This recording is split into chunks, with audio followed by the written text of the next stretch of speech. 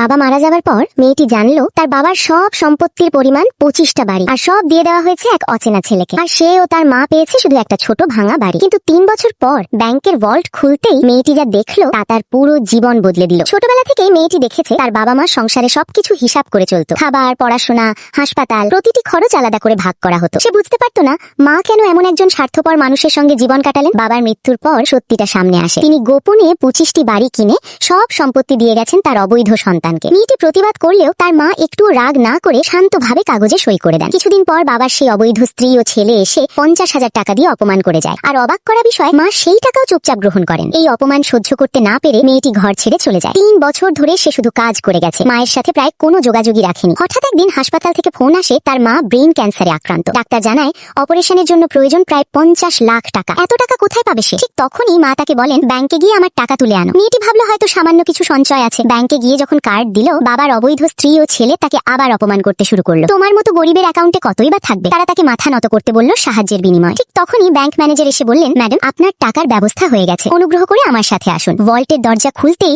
মেয়েটি দেখলো সারি সারি নগদ টাকা আর সোনার বার। ম্যানেজার বললেন আপনার মায়ের মোট সঞ্চয় ও বিনিয়োগের পরিমাণ 30,20,00,000 টাকা। মেয়েটি হতবাক যে মা এত বছর অপমান সহ্য করেছিলেন তিনি আসলে গোপনে কোটি কোটি টাকা জমিয়েছিলেন।